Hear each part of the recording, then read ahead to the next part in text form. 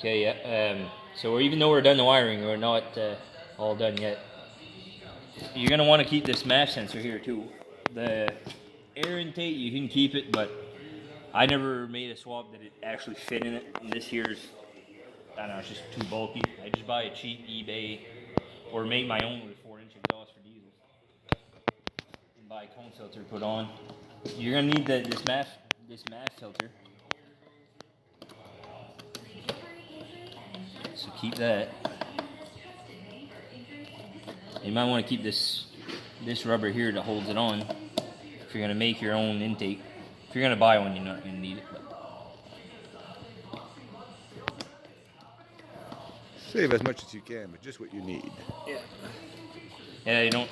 I mean, you can bring the air box, but if you gotta pay for it, fucking don't even bother. It's just gonna kick around the house forever. So.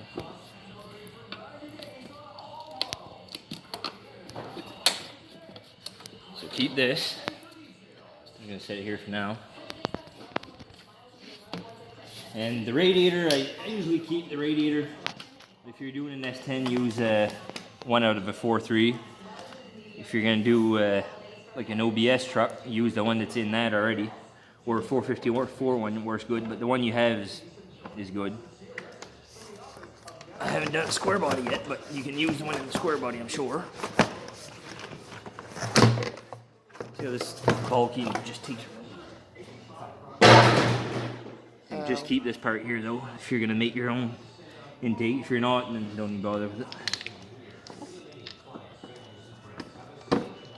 Now, where are we at with this?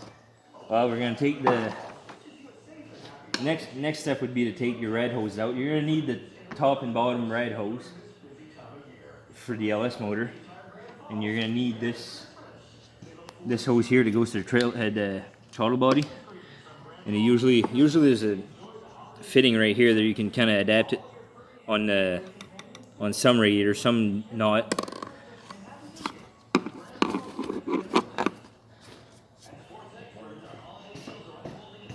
Pause. Okay, this is a lower rad hose you're gonna need.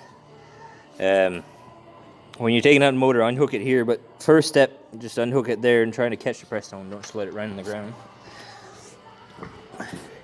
And unhook this rad hose here and unhook it here and save them.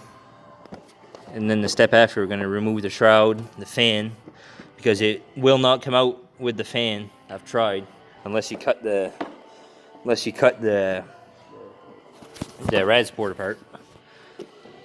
You know, it looks like there's a lot of room. There's not that much. When the motor's got to come ahead a lot.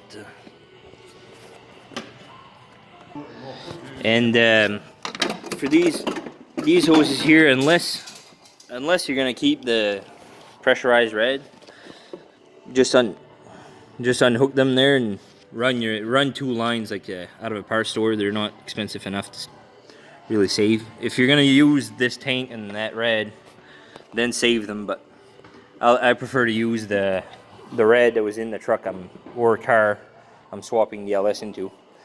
The only time you're going to need a rad is an S10 with a 4-cylinder. They have you're going to need a 4.3 rad or Blazer rad or something.